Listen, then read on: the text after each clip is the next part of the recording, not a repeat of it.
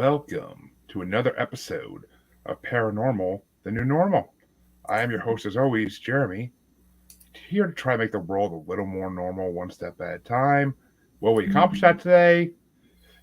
Maybe. It can go either way today, honestly. But, of course, to help me do that, as always, is a guest. And my guest this episode is Gina Lynelle Schaefer, author and paranormal investigator. And that's a combo I love. So we're gonna have fun this episode.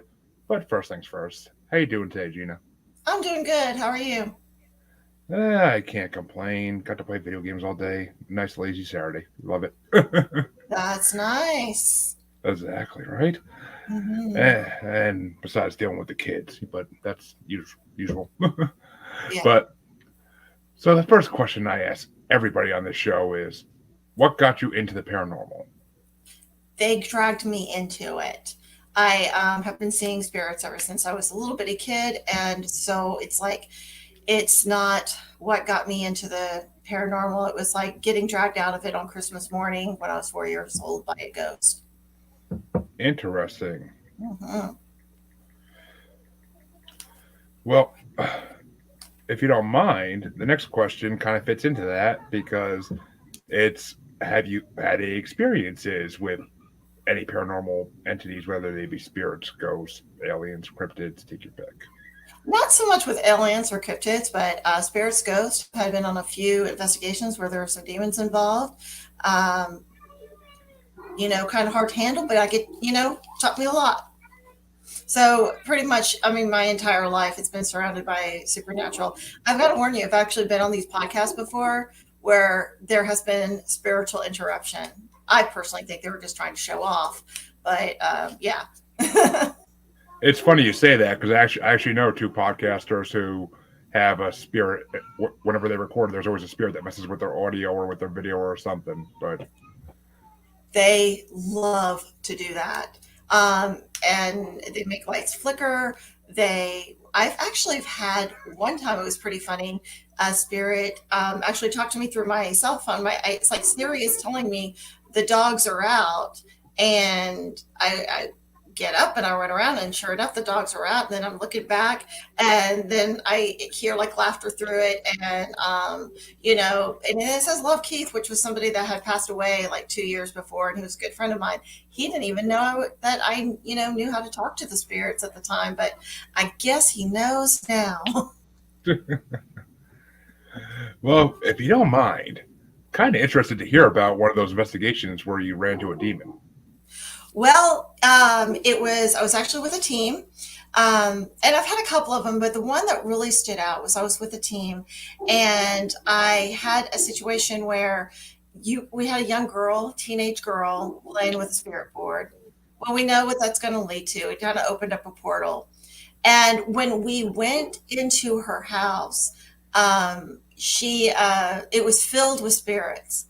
And one of them was actually her grandmother, and they were very quite talkative. And there was a much younger child that was in the house as well. And the reason why the other spirits were there is they were protecting the younger child, and the younger child could see them. I mean, like I was describing somebody that even the mom was like, oh my gosh, it's just what my daughter described. But there was demonic activity in there, and they will sometimes I was with another psychic, and they will take their form in a way that they think will scare you. And so this one took a form that was almost like with like I guess like bear like with pointed ears. And the person that I was with was a little bit frightened by it. I don't know what's wrong with me. I'm messed up in the head or something, because I thought it was funny looking. And of course, I started laughing at it and calling it a big wuss and a big baby. So when we did the circle, the power circle around it, I was with our camera person that was on one side, and another person that was also on the team on the other side. And this camera person, she was really young. It was like one of her first investigations, and she didn't realize we didn't know what we were getting into. And bless her heart, because we're telling, do not, whatever you do, do not break this circle. And that thing was digging its claws between us, trying to tear our hands apart. And I had these like claw marks that were like, and it was almost like fingernails digging in. And I held on tighter. I could tell that she was actually pulling away. And the family actually ended up moving from the place. And believe it or not, it was a trailer. And the thing followed him. So it's still kind of an ongoing investigation, mainly going over there, doing a lot of saging, doing a lot of prayers. We believe that we've gotten rid of the demon, but it could also sometimes it hides. I think it hides when I come over there, actually. They can do that if they know that you have the power to get them to go away. And it's not really my power, it's the owner of the house, which I think she's very fearful. Of course, she's worried about her child. I know the teenage girl to get rid of the Ouija board, but it wasn't until after maybe 3 or 4 times after us being over there before she finally said, "You know what? Maybe there's something into this." So, Yeah, Ouija boards have been a topic of lately on this show because yes. apparently people don't realize the danger of them, even though, I mean, they are marketed to middle schoolers though, so who knows? Yeah, and I mean, in the Victorian age, it was cool to have one. And I mean, it can does work as a portal, but what happens is it's marketed as a toy, and young teenage girls, even myself, when I was a teenager, I played with them, and it was like I had no reason to. I could see the dang things, but I had to show off for my friends, because for a while my parents didn't believe me until I started, telling them things that I knew that I probably shouldn't have told them because I had conversations with some things they couldn't see. But I think it's just a fascination. And even now, my publisher will say, well, you're really into a niche. And it's like, no, this has been going on for ages. The supernatural is there, the paranormal is there, and people are fascinated by them. And I think what's happened now with the world of technology, they have found new ways to communicate with us. Oh, so that's who all those trolls are on the Twitter pages and the Facebook pages. Yeah, I do want to think the scammers, definitely the scammers are probably something demonic going on there. Oh my goodness. That is a different talk show. Yeah. They are out there. Yeah, tell me about it. But it's interesting that you brought that up because 2 days ago, I actually had one of those scammer trolls give me that, they send you that message. Oh, I can feel your psychic energy and I can tell you all of this. And I'm a gifted, God gifted psychic and all of this. And I started immediately getting messages and I text her back and said, look, I'm a clairvoyant empath. I can do investigations. I'll help the police. I'll help people find missing childs, and I'm a writer. And you're about to give somebody some fatal advice. You need to stop. The person said, okay, I'm sorry. I understand. Haven't heard back from them, but it's in my prayers that the woman was listening, or man, or whoever was behind the photo. Yeah, I mean, I get those on Instagram probably every other week or so. And it's funny because it's one of the guys was actually on my show, and then like a month or two later, he sent me a message like that, and I'm like, I think he got hacked because I can't see him doing that. He may have, and that's another big thing too. I worry about that all of the time about getting hacked, especially as I'm building, because being a podcaster, we're trying to build our following, and we're trying, to sell the podcast, sell the book, sell the, whatever it is that we're doing, and then there's hackers out there all of the time. Yeah, I'm lucky enough I haven't had one come at me yet, knock on wood. But Yeah. guess I'm not big enough for them yet. But Neither am I, but I have had my photo used for a catfish before. So, well, I can't say they ever did that either. But I mean, this face is not a catfish face. I'm sorry. But oh, you're being too hard on yourself. You can say I've got a face for radio. Well, I do. Hence the podcast. But yeah, podcasts are awesome. I do. Yeah, it is fun. So, what was and I don't think you're going to have one, but what was the scariest investigation you ever been on? There's actually been a couple. And one was more of an experience. I was like investigating. It was me and my husband. My husband, I kind of drag him along on a lot of things. And I don't know if this was necessarily scary for me, but for him.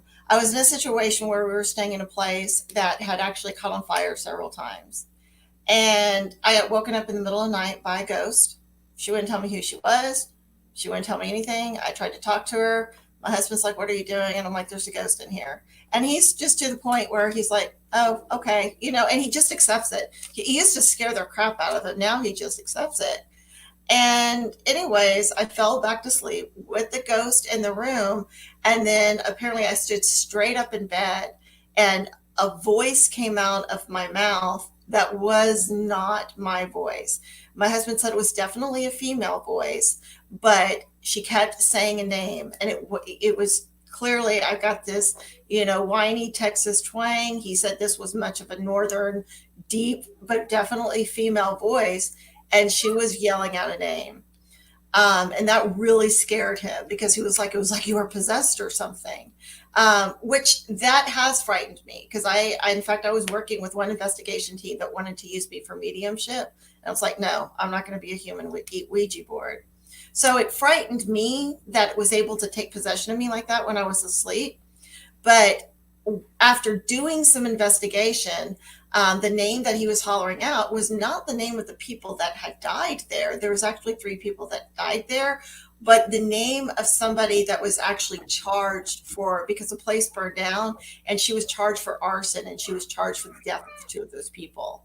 And I had no knowledge of this. So it was an interesting experience for me, but for my husband, it was more of a frightening experience. Now, I have had a ghost attack me in the middle of the night trying to choke me when I was staying in a hotel. He attacked my husband as well. And the first night, I just, I was able to get him off of me, but he left bruises up and down my arm. And so it was a notoriously haunted hotel. So out of curiosity, of course, we went on the ghost tours because I love going on the ghost tours because I got to go back. And also I like seeing the ghost on the ghost tours because sometimes they tell me what really happened on the situation. And this guy, they were telling me the story of how he was a Civil War soldier, how he lost a limb. Well, what I saw, either it wasn't him or they have the story wrong because he had both of his arms, but he was holding me down, sitting on my chest, and I could not get up and he held my arm a certain way to where I couldn't get my husband's attention. And I haven't really, besides the demon, I haven't really had one. I've been touched, had my hair pulled, been played with, stuff like that, especially for children ghosts because they like to play with the clothes in my hair and stuff because I have real long hair. But this one had enough strength as if he was a full figured body. And I was finally able to arch my back and get him off. And there was another ghost that was in there that appeared to be a nurse that was yelling at him to stop, stop, stop. And that was probably the most frightening for me because I wasn't in an active investigation. He was just attacking me. And but apparently he attacks a lot of people in that room because I've done some research and he likes to hang out in that particular room a lot and attack people in the bed. Maybe he's reliving some kind of death trauma that happened to him in that room when he was alive. I'm thinking so because the hotel had been there for a very long time, and at one point it was a Civil War hospital. In fact, there's dead bodies that's underneath it, and so that's why when I'm going through it, I noticed like there were like a lot of nurses. I even had one. I'm diabetic, and one was even telling me your blood sugar's low. You need to check your blood sugar. And sure enough, and so oftentimes I come across some very friendly spirits that are actually very helpful. This guy, though, I'm not exactly sure what he wanted. He wouldn't talk to me after the fact. He was all I could get from him, and I couldn't even hear him. He just showed up in EVP saying, "You need to go. You need to go now." Interesting. It reminds me of that Nicolas Cage movie 1408 kind of, where he's trapped in the hotel room and like the hotel room won't let him leave. I mean, kind of similar, but a little different. But yes, and there was another one that actually it reminded me of. It was interesting because I don't remember the name of the show, but John Cusack was in it, and I found out years later by watching one of those shows, the same exact thing happened to him. And it was the same hotel, so I'm assuming it's the same room. Oh, That was 1408. It was That John was 14, Cusack. yes. Yeah. And it was, what was interesting about it was the psychic that was there saying that, because he checked out, there's this Colonial Park Cemetery that's real close to there. And the psychic was saying that ghost followed him there. And I mean, I've been to that Colonial Park Cemetery often. It's in Savannah. And there are a lot of soldiers and there's a lot of mischievous spirits, but they're really friendly. And he was not followed. I mean, he may have been followed by another spirit, but that spirit was already in that room. And that spirit, it was nothing personal against him or anything like that. It was, I think he was just protecting himself. I think he was still thinking he still thinks he's a soldier at war. Because you got to take in mind, if it's if it's a residual haunting, or even an echo, he's, reliving and still thinking he's in this traumatizing time and may not even be aware of what's going on. That time has passed. Like, it may be 2023, but to him it's still 1777. So, or COVID-1, however you want to put it, because there were a lot of people that died of yellow fever back there. Yeah, I mean, spirits don't. A lot of time they can't realize time passed. I mean, No. the one that was my house, I'm pretty sure he thinks he's still alive, and he just hangs out in the garage like he was working on his car back in the old days. Yeah. But I mean, he used to come in the house, but I think he got sick of us, so he stays in the garage now. But We have one. I live on in a neighborhood that was where the Battle of San Jacinto was actually had. Like, that's why the name of the neighborhood is actually Battleground Estates. I don't want to give too much of where I'm at, but the Battle of San Jacinto was actually on this land. And I know when I moved in, I thought he was, at first I just thought he was just a residual spirit, because he just walk up and down the hallway, constantly walking up and down the hallway. And then when I'd be in my study, like, he'll peek in, and I still see him sometimes. But he really didn't start interacting with the family until my son was born. And then, like, my son, if he was in his bouncer or something, you would see the little car kind of scoot over towards him and stuff like that. So then he started, I guess, kind of, I don't know if became attached to the family, but I think he is, actually, because he's, I've had friends come over, and like psychic friends that can also see spirits. And like, when they'll come up to me, he'll come up behind me and he'll smile. He will come up if there's somebody around, or like a contractor or something that's doing something.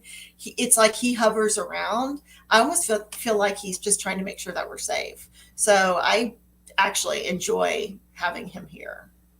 yeah, kind of like a guardian spirit almost. It is nice, yes, because also, even though I say goodbye and I do everything to make sure that the spirit doesn't follow me home, it can happen. And it's nice to know that that he's got my back in case it happens. And I do believe he's got my back. Yeah, I mean, I get that. When we had our house investigated when we first moved in, we were told originally it was both the wife and the husband that were in the house, and that they were here to watch the kids. I mean, they learned all this through the divining rods, but Yes. I don't know how much I trust divining rods because it seems kind of iffy. But They can actually, if you're using them right, and if you're in around the right energy, they can be actually very helpful. I was in San Antonio, Texas, and I was on a ghost tour. Again, I love the ghost tour. I also am a huge history buff, so I legitimately enjoy hearing the stories. And this one particular guy, he was very theatrical, and I could tell he really didn't know that much as far as how to use equipment. But he was giving people divining rods, and he was only giving them one. And he says, and it will point to where the energy is. And what was interesting, and it really creeped out. A friend of mine was with me, and every single divining rod turned and pointed towards me. And I mean, so it really creeped out my friend that was with me. But we were also by like a haunted location, and I looked to the left of myself, and I noticed that there was a little girl, ghost girl, that was there, that was just kind of clinging along, looking at the crowd. And so that pretty much explains it, because I usually have a lot of spirits all around me, because once they see me, they start talking. interesting. Hey, Don Vic Show, thank you for watching. Appreciate you guys watching. But I mean, it's a whole another. I mean, I don't know. I wish I could see him. I wish I could actually see and communicate with the one of my that lives in my garage, so I could see like if his wife's really here. One and two, because my wife can sense him. She can't sense the wife though. I mean, he's playful. Like if my wife's in the basement, like he'll pull her hair or rub her shoulder and stuff like that too, which is Mm-hmm. kind of creepy. It pisses me off a little bit, but still, I mean, and Well, my dogs refuse to stay in the garage. Like we put our one mastiff in the garage like back in the summer, and she was whining like someone was trying to kill her. And then as soon as we let her out of the cage, she ran into the house faster than I've ever seen her move. wow. Well, have you tried talking to the spirit friendly wise and just let him know? Like, just, I mean, it's up to you. Do you accept his existence? Do you want him to stay with you? Or do you want Um, him to move on? that's kind of why I want to talk to him because I want to like see where he's at with that. Because I mean, it's just I mean, I have no problem with him staying. It just as long as he doesn't make my life more difficult by being here. Okay. It doesn't sound like he is, though. I mean, I know he's probably kind of pissing you off with, messing with your wife and stuff like that. But I mean, if he's not doing anything that's offensive, it sounds like he doesn't mean you any harm. And most of the time, and just in my experience of going on investigations altogether, just in the spirits I run into, they don't mean you any harm unless they feel threatened in any kind of way. But they also take on the personality that they had when they were alive. And if they were a cranky, mean old man when they were alive, chances are they're going to be a cranky, mean old ghost while they're dead. It's just as simple as that. Um, Yeah, most likely. I mean, you don't unless someone does a complete 360 at death because they're trying to move on and they that doesn't work. I don't think, but you could try. Yes, yes. But I mean, if he does want to move on, I mean, I think he could probably do it on his own. You could offer to give him some help if he needs to move on. I feel like you would probably sense his wife who was there. If you can sense her, you're more than likely sense her wife, unless she's just being quiet and hiding in the shadows. And some spirits do that. Yeah, I mean, when the investigators were here, they said that the wife likes to hang out in my daughter's room and watch over the kids because she never could have any. Hmm. And have you done some background research on that to find out? I mean, I know they didn't have kids because we were surrounded by their family because the street we're on was owned all by their family at one point. So I've met different parts of their family, and they confirmed that they never had kids. But that's basically all I dug into it. I never really could find anything else on them. Hmm. So maybe that's true. Maybe she just wants to see the kids. And I mean, I know when I mean, I say the first time that I really remember, encountering a ghost, and it was very frightening. I was only 4, but my mother had told me in the house that we had lived in, they were renting a house in Louisiana, and she brought me home, and she smelled like this real thick cigar and saw this huge thick smoke that was over my crib, and I was just laughing hysterically.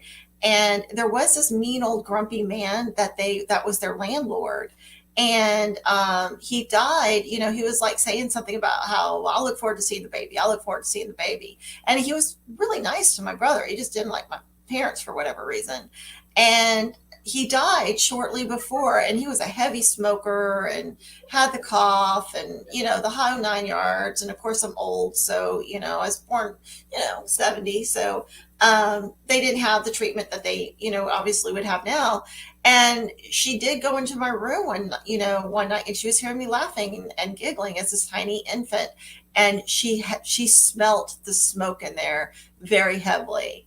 And and that was probably really my true first encounter. I just was too little to really remember that. Of course, I mean, yeah, you haven't hit that part yet where memory Yeah. sticks. Yeah, I mean, it's possible. I mean, the only grievance I have with them is because we had the chickens in our freaking back of our garage. We had our chickens, and they would stay in like a coop area in the back of the garage that was already there when we bought the house, and or they started dying mysteriously. Oh. We didn't know what was happening to them. It looked like they were flattened basically. We're like, are they falling off the loft somehow? And we had guinea hens in there. We're like, are the guinea hens killing the chickens? But then we moved the chickens out to the shed, and now nothing kills them. Yeah, something's up with that. Then I've got to tell you, something's up with that. I mean, when the investigators were here, like like the spirit box kept saying like jungle, and they asked him, "Is jungle in reference to the chickens? Like, do you have a problem with the chickens being here?" And he kept saying yes. And then I had a meeting on my show that actually reached out and talked to him supposedly. Hmm. And according to her, he said animals don't belong in the house. Yeah, that sounds about right. Yeah. So I mean, I believe that, and I believe that the chickens were too close because something was happening to them. And of course, chickens are so weather sensitive and heat sensitive. It wouldn't take much to dispose of them, and so if that's that actually sounds pretty accurate. If they don't want an animal in the house, and especially depending, like, I mean, how long ago did he live in the house? Do you happen to know? he died, I believe, in we bought the house in 2021. I be, was it, yeah, it was 2021. I believe he died in 2019 or 2020. He died from COVID. I know that. Oh, not COVID. I'm sorry. He didn't die from COVID. He died from radon. Okay. Because our house had a radon issue we needed Okay. fixed. So, Okay. So, yeah, you might even be angry at the house in general, but yeah, I actually, I mean, I haven't spoken to the medium, not being there, not, necessarily sensing anything, but my gut tells me that, yeah, he didn't want the chickens, near the house, not necessarily that he's an animal hater, but there are people that are just like, they don't want animals in the house. My mother was one of those people. Animals don't belong in the house. And so, maybe he felt like too much of a, too much of a, it was too much of a farmyard. I mean, I find it odd that he would call it a jungle, but maybe that's how he seen it as. well, we had what African guinea hens in there with the chickens too at that time, Okay. and they sound like they belong in a jungle. So I mean, Ah, maybe that's where that came from. But okay. He may not have liked the sound. I had a spirit one time that was very frustrated. We were using a spirit box, and it makes that loud, attacking yeah, noise and stuff. And he was hollering at me. He was saying, you know, get him to turn it off. It was annoying as heck. And I'm sitting there thinking, really, is a ghost hearing sensitive? But it was bothering him. And I told him to turn it off, and it makes sense to me because maybe it triggered something. I know that when you watch like these paranormal investigation shows on television and stuff, sometimes if they're trying to provoke something, get them, they might play certain kind of music, they might have certain kind of smells, things may be drawing them out. Perhaps it was something about the sound of them that was just eerily driving him crazy. Might have been what made the wife go away. it's possible. I mean, I mean, they are the most annoying freaking birds in the world. That's why we got rid of them this Yeah. past summer. We sold them to another person who has a bunch of them that he collects the eggs and sells them. But I think he butchers them too and sells the meat. But we got rid of them because we couldn't stand the noise anymore either. And it was just that at that point, like the chickens got moved to the garage, and then as I'm cleaning the shreddings out of the back of the garage, I find more dead chickens like buried underneath the shreddings. Oh So yeah. it was fun. It was such a fun job cleaning that up. Oh yeah. Yeah. Spirits love to move stuff. Um, Sometimes in not a very helpful way. Sometimes that's how they play jokes and stuff. I know we were staying at one place, and my husband had the key. He swore up and down. I saw him put it in his pocket, and he went to the restroom, and then he's like, I can't find the key. I looked everywhere, cannot find the key, and it was in his hat on his head, and he was like, how on earth did they do that? And it's like, I can't explain that.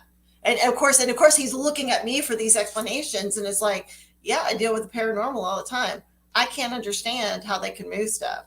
I had a hot coffee cup that was actually near my son. Of course, my son, he was about 5 or 6 at a time, but it was near his drawing stuff, and it almost tipped over, and it magically got moved. And I know that the spirit moved it, but none of the coffee was spilled. And so I'm like, well, how do they I mean, I can understand things like keys and earring, well, not necessarily the keys under his hat. To me, that was a little bit too weird, but moving things here and there. But there are some things I'm like, how in the world do they manage to do that? Yeah, it's kind of weird. I mean, we've had because I have an Amazon Fire Stick and I had a remote specifically for it. Hmm. Haven't been able to find it in 6 months now, and I I literally we've moved every piece of furniture in our living room since then because we had the carpets cleaned and everything, and like it just is nowhere to be found. And I found every other remote that was missing because my daughter likes to hide them too, but I find all the ones she hides. It's this one I just don't know where it could have went. Like I've cleaned every room in this house from top to bottom since then, and it's just nowhere to be found. They like attics and basements and corners. I mean, we actually cleaned our basement since then too because we moved Yeah. the dogs down there and we're planning on putting a kennel down there. But I mean, we don't really have an attic. We have a crawl space above the garage, but I mean, I ain't going up there. Yeah. But I mean, yeah, they do like places like that though. And even sometimes it's like they're not even really well hidden. Like they'll be just kind of like I'll find things like in the corner and I'll be like, really? You're gonna put it there? Um, Now I did have a situation where I was working with someone and there was a note that was like placed in a book, like that something had gone, like the book had gone missing, and they were looking for. Or it was a note that somebody had written to him that had passed away, and it got slipped into a Bible, and the Bible got moved, or but it was like she saw it on the floor, and it was like way across the room, and she's like, "How did it get there?" And then when she opened it, it fell open. So it, sometimes there are family members that do truly just they come to visit.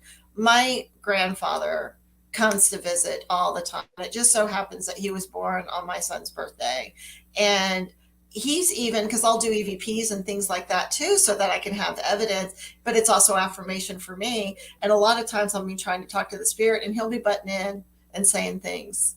And so it's kind of cool because, I can recognize his voice and it's like, here he is. Yeah, yeah, yeah. This one's not haunting you. He's just, along for the ride. Yeah, what's funny is we put cameras up recently just to keep an eye on the house, and we also put one up in the garage. And about a week or two ago, my wife like showed me. She's like, "Hey, I just got an alert. This is weird. Look at this." And there literally was a ghost light or flying around my garage. Okay. Check it closely because you'd be surprised because a lot of the orbs that I checked, especially the ones lately with the digital cams, I'm catching a lot of faces within those orbs. In fact, I've been posting them. Uh, Um, it's posted up on very, my it's posted up on my Facebook reels and my TikTok and everything. And but I it's hard because it's moving so freaking fast that the first time it flies by the camera, I almost thought it was a bug or something, even though it's the dead of winter, it's freezing. I'm like, I doubt it's a bug. But then it loops around and flies like towards the camera, and you can clearly see the orb shape. And I'm just yeah. like, oh, I'm like, that's definitely an orb. Okay. What color was it? White or blue or green? What white, pure Yeah. white. Yeah, they come in different shades, and I've always been kind of fascinated about the different shades. And sometimes it has to do with their aura too. Yeah, that's what I always thought it had to do with like their aura or what kind of Yeah. spirit they were. But let's move on and talk about your books because after reading the short descriptions of them, I am dying to hear where you come up with the ideas for these books. Well, what I tell people, because I can't really explain it, is that I have mental stigmata. Um, I do like will sometimes get ideas and put on a storyboard, but honestly, I will sit in front of my computer and I will just start pounding away, and I have no clue where this is coming from, but I mean, it just comes out. And of course, I'll go through the editing process because it's because I'm one of those that I just write it and then I go back and I recheck it and edit it before, of course, I send it to editors and publishers and stuff. And I'll be in shock, like, oh my gosh, I can't believe that I wrote that. And even I have a book coming out March 3rd, Sharon's Last Call, and my publisher's been raving on it to the point of flattery. And I was like, oh, he's just trying to boost my confidence. But then I went and read the proof, and I was like, oh wow, I wrote that. I can't, and my husband's read it, and then he was just like, and it's like, where do I come up with the ideas? I don't know. They just pop into my head. And then even when they pop into my head, I don't know what direction the story is going until I'm actually writing it. That's amazing. I wish I had that ability when I came to writing. I have to sit there and think about it forever, and I get writer block constantly. That's why I don't write that much. But I mean, even nothing works. I've tried smoking things, drinking things, and nothing gets rid of it. But You sound like my friend because he was always he teases me, and he actually was one of my beta readers for Sharon's Last Call that's coming out. And his joke was that he's like, Stephen King is admitted to doing drugs and drinking a lot and stuff because you write this shit when you're drinking iced tea. And I'm like, yeah, I don't know what's wrong with me. oh, Stephen King's Coke years are some of the best years of his writing. I know.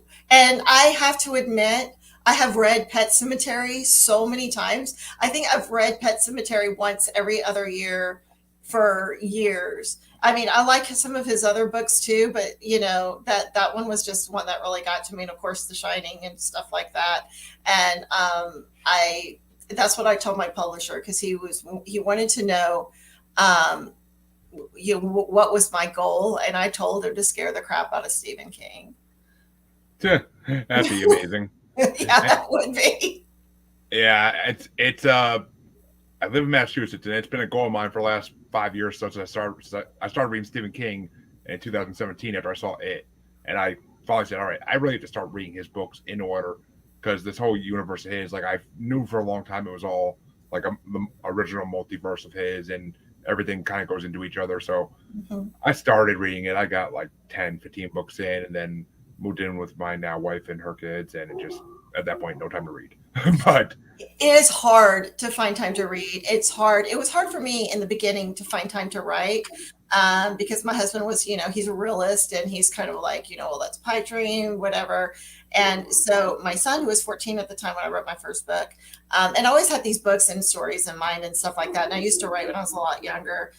He actually did the artwork for the cover Tinny Hall, and I'm currently working on that, on the sequel of that now.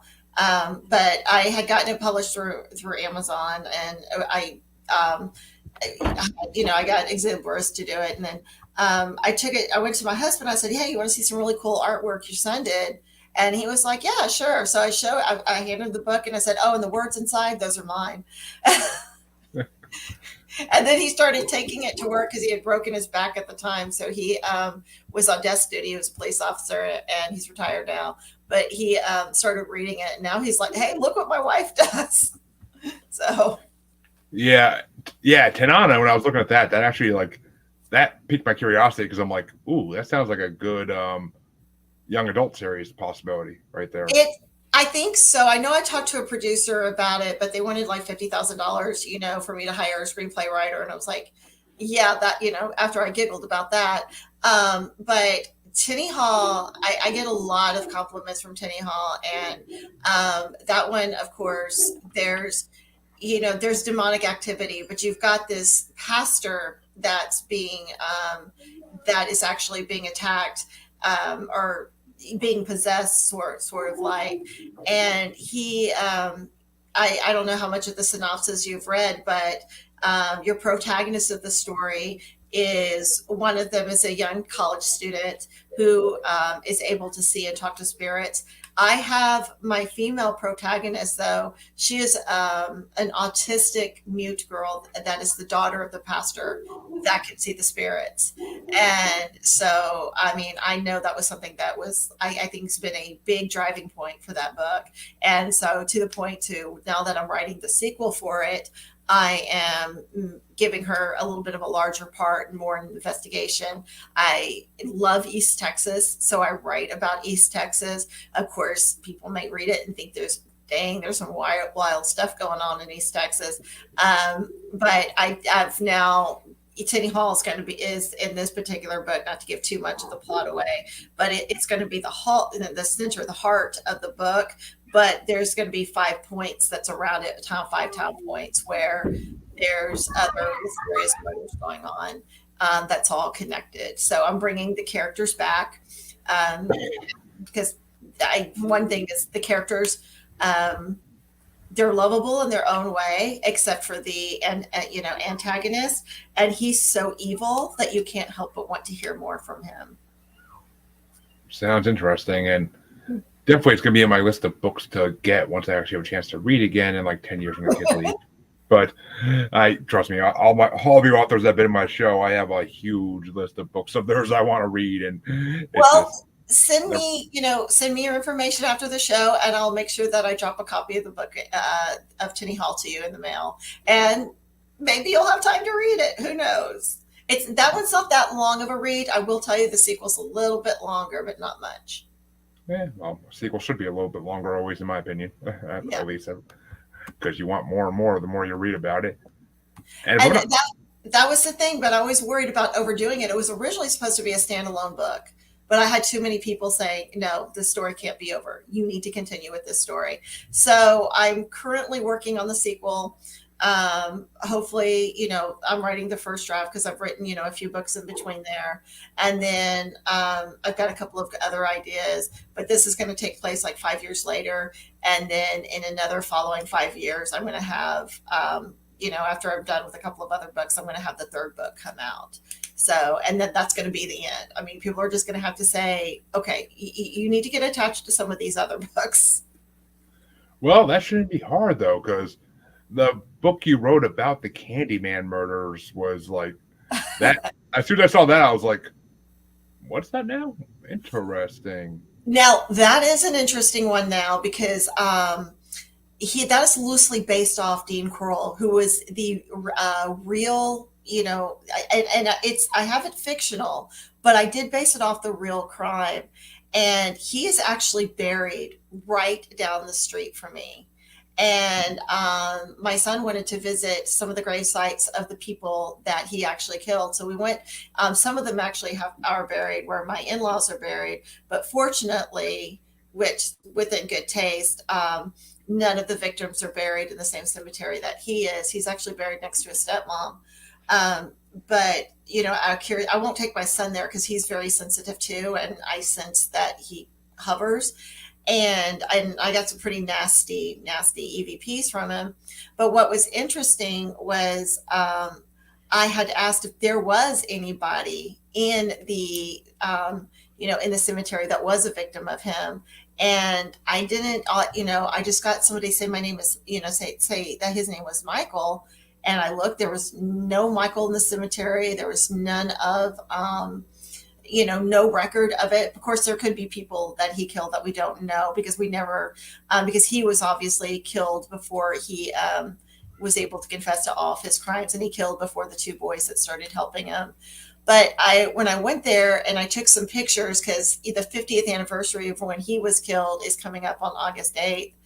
And what was really creepy is on a tree that is near his grave, a image of him that looks just like one of the pictures. Like if I hadn't taken myself, I would have thought that somebody would have photoshopped that face onto that tree. And it was like, I did it. I saw that. And then there's an image of a young boy that's underneath. And I actually have that. I probably will be reposting that. Now that you mention it, I need to probably make a note to repost that. But that's just right by his gravesite.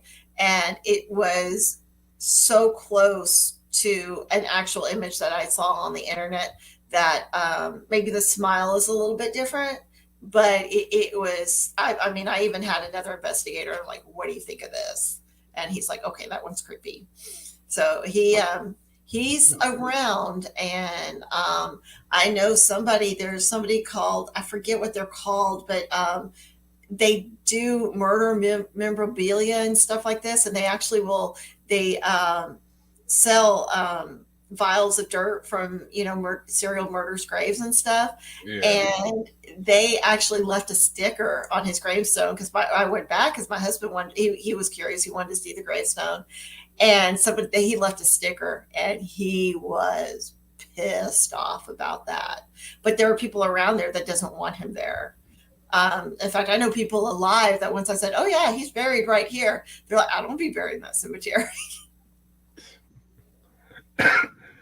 I mean, he was a bad man. Do some research on him. He was a bad man. oh, I'm sure. I mean, I'm sure most serial killers usually are really bad people. Yeah.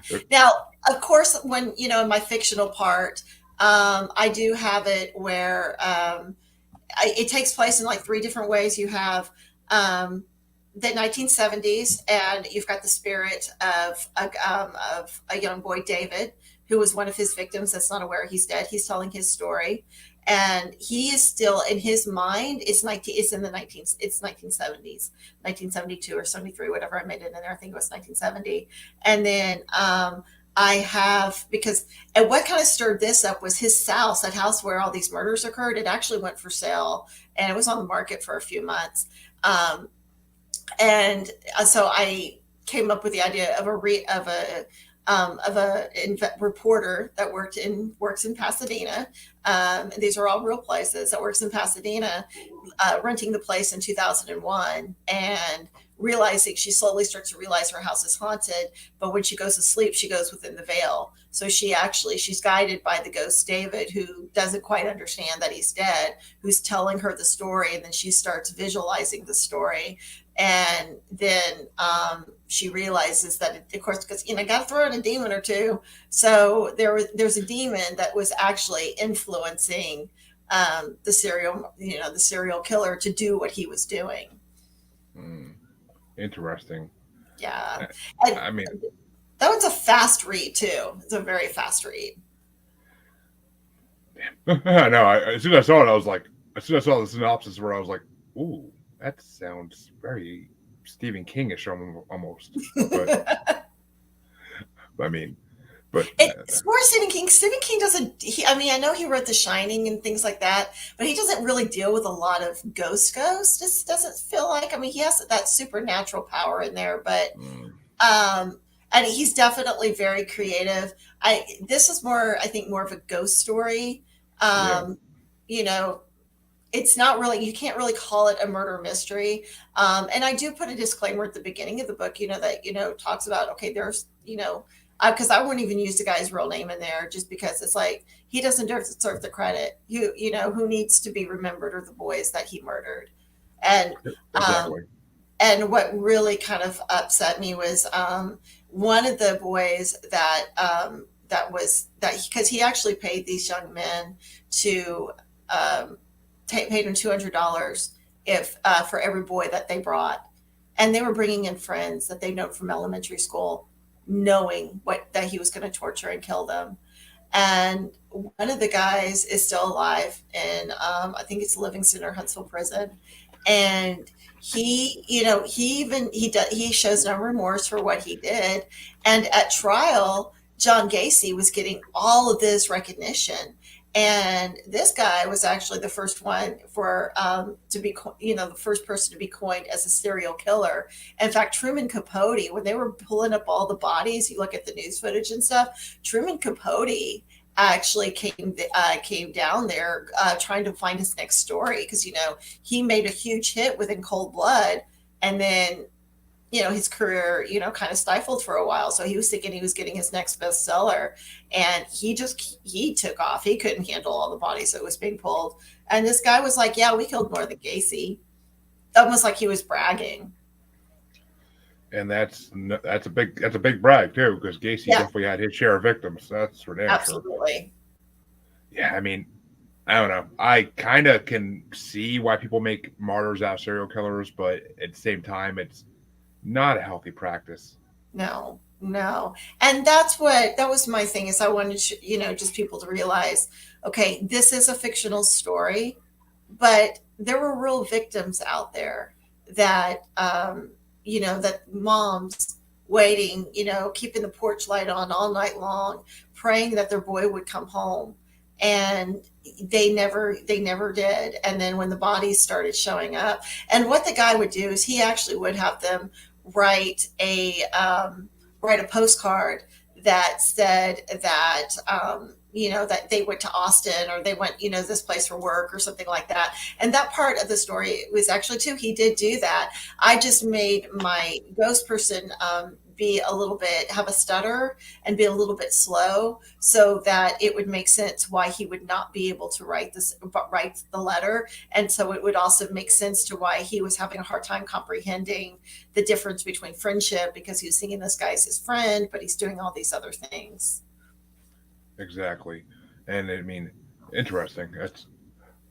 I I'm not gonna lie, the synopsis for all your books fascinated me, especially I which your one? newest book, Oh, 13, oh, which the 13th hour, or because I've got Sharon's last call coming too, and that takes place in hell.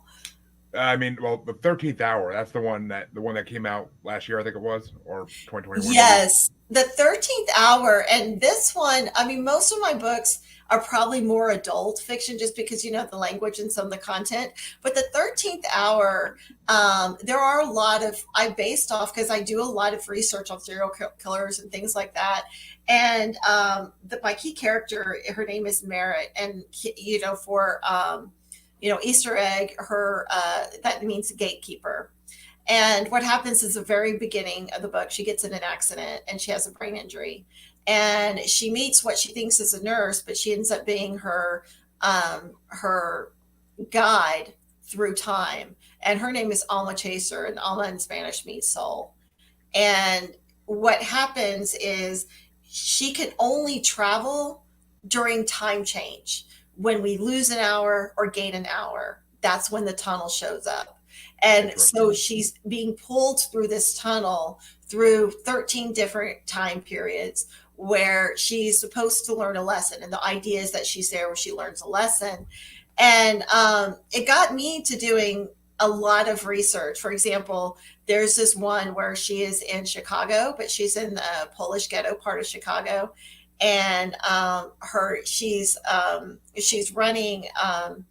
It's during Prohibition, and she's running one of those houses and a speakeasy, and then of course a bordello upstairs because the police don't care. But there's a lady that's renting an apartment there that she's a psychic, and all of the neighborhood wives come and visit the psychic. And if the guy's cheating on her or seeing one of the girls that's going in the bordello or whatever, she explains to them that they're going to die. She goes and buys life insurance on the people and encourages the wife to buy life insurance. And then she cooks brownies or something or whether that's going to kill the husband. And so of course, she's a psychic that's predicting the deaths, but she's the one committing the murder. And that was a real person that actually did that. Um, so, and then there's another one where the woman was killing the butterbox babies. I don't know if you're familiar with that, but there was a lady in London that girls that they would call in an unfortunate circumstance. They could come and stay there. They would pay a certain amount of money. Supposedly, they would find adopted parents, but a lot of times the woman would kill babies and throw them into the Thames River.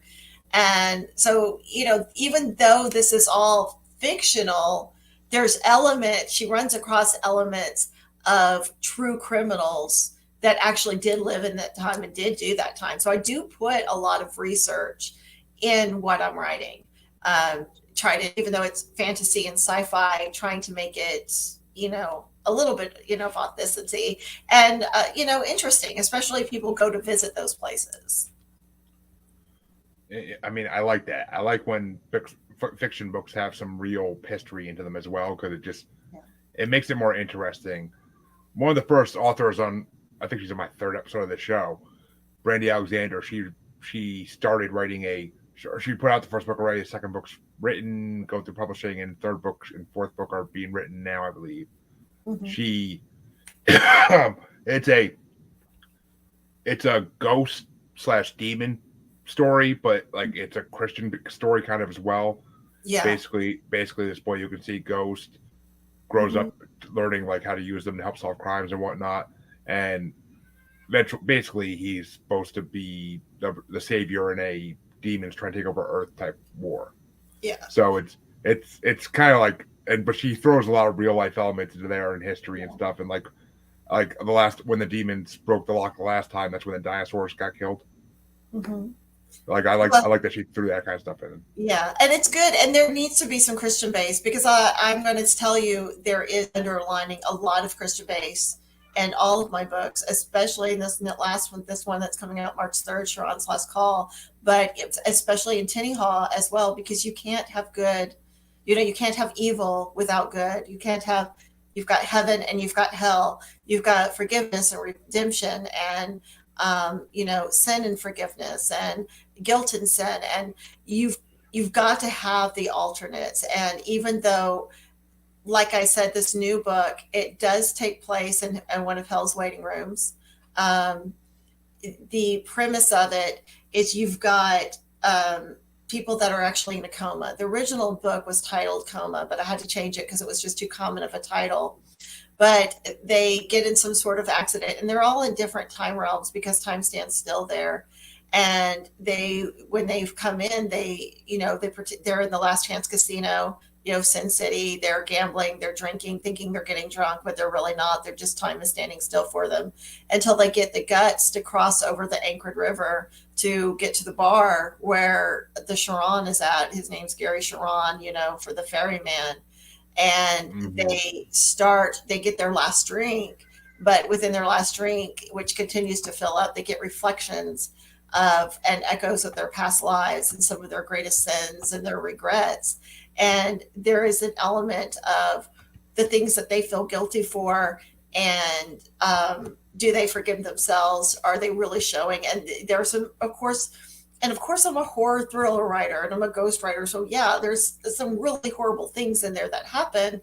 But then they take the tokens that they're given, golden tokens, as they go through, and they put in the slot machine that's behind the bar. Now in Latin, it's mors, vita, or atrium, which means life, live, death, or choice. And they don't know if they're going to heaven or to hell, if, the Sharon is going to take them to heaven or hell. Until after they put their coins in. And then, they find out whether they get to live, go back and live out the rest of their life. They'll have no memory of ever being there, die, go to heaven or hell. And then there's a few interesting situations where they get to choose. They can choose if they want to go back and live the rest of their life, or if they want to go ahead and just die.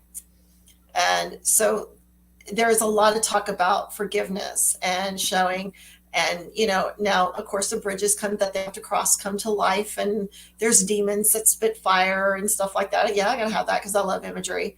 Of course. But there is an underlining, very insightful, some pieces in there. I've had several people that have already read it. Even the publisher himself said it's very introspective. That'll make you really think. And I do have a trailer for it, so I have that posted on my pages and stuff if you're interested in checking it out. Oh, I didn't see that when I was looking at your page. I'll definitely have to go back and check that out. Yeah, But I need to get a book trailer for Pied Piper's Prince, but I like trailers because people just don't read anymore. They really need to read more. And book trailers tend to grab people's interest. well, my theory is if I collect enough books, when the world ends someday, I'll have nothing better to do than read. So That's true. That is absolutely true. that's my theory. And I mean, if it happens in my lifetime, great. If not, then I guess not so great, because I mean, I don't want my kids to go through it. But if it happens in my kid's lifetime, at least I'll have a collection of books to read. That's true. And they can learn some things from our time, because our time's pretty cool too. Yeah, it was pretty cool. Nowadays, I can't say I really think it's cool anymore. But No, definitely not. yeah, I mean, you gotta have that yin and yang perspective, and I like that about Charon's Last Call. And also, I've talked to people on this show about like who have had NDEs, near death experiences, and Yes. a couple of them were given choices about whether they wanted to come back or go to wherever they were going after. I had two NDEs and they said, no, you need to go back. And I even got up to the fifth realm. Mm. Yeah. So the last one was very vivid. They were very, very vivid. But I was told, no, you have something to do. And so it was shortly after my last one was when I started writing. And even though I write what I love to write, but there is some faith that comes out of there. So I like to think that maybe that has something, to do with why I was told to come back. But I also know that after my last one, my spiritual gifts intensified like crazy. Yeah, I mean, walking into a hospital is, it's like I don't get any privacy. So it's yeah, 'cause interesting. yeah, somebody there. In fact, last I was at one, This was kind of an interesting one. My husband, he's been having some heart issues and he was in the hospital in the emergency room. And I hear the cold red, the code red, code blue, somebody had just Yeah. passed. But before I saw the code blue, I saw this old, like this kind of older spirit. He was walking by and I just kind of looked at him. He looked at me, smiled real friendly. And I just kind of mentally said, "Hey, do you need anything? Are you going anywhere? Because I do try to help if I can." He goes, "No, actually, I'm just here for a pickup." And I was like, I just kind of nodded and I wasn't talking out loud because I could hear my thoughts. But my husband, he knew something was up and he's like, "What's going on?" I was like, "Well, somebody's about to die." And he was like, and of course, 2 minutes later, the cold blue, the code blue goes off. And he's like, "I hate it when you do that." I'm like, but it was obviously a spouse going to pick up his wife. And I actually thought it was really sweet. That is sweet. I mean, you really don't think that would. I mean, you hear it happens. I mean, I've had people on Mm-hmm. my show before too, where like the one guest I had, he watched his father die in the hospital, and like a couple days before he died, like all of a sudden his father was talking to, and he's like, he was losing his mind at that point, but he's like, "Oh, your aunt's here, your mother's here." Like he kept saying like different members of the family that were coming in, like telling him like it's okay to move on. But Yes. And that happens. That's very real. It does happen. And like even in hospitals, I'll see that there's loved ones that's with them. And I know when I had my near death experience, the first time around, a priest that I knew when I was a little girl that I loved, loved, loved to pieces. He was one that had come and talked to me. And then there was a nurse that actually haunts that hospital, and I didn't know it was one of her, but she's really friendly and just have a very distinctful type of look about her. And her name is Grace. And she's one of those because she's Native American looking, and she has a very round face, wearing an old fashioned nurse uniform. And so I actually had met somebody who had seen the same ghost. So it was really nice, and it was nice for her to have that affirmation.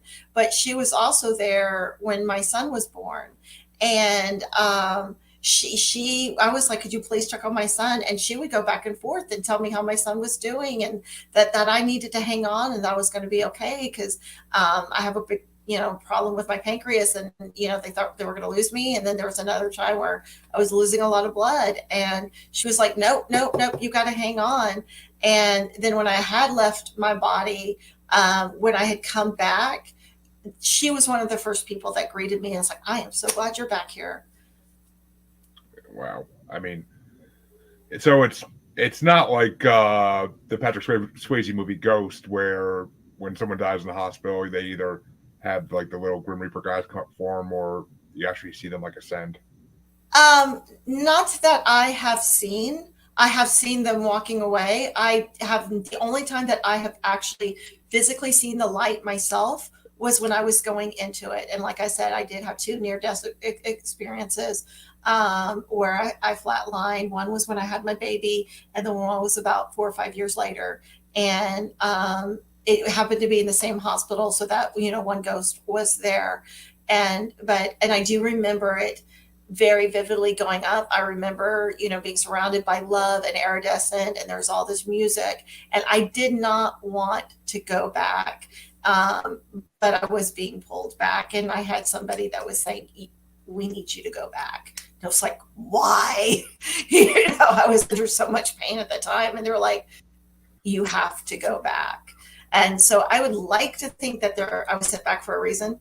Maybe my books are part of it because there is a very spiritual aspect in my books. Even as, Hmm. even, when I got people walking over genitalia of the demons, in Sharon's last call, there is a very deep message.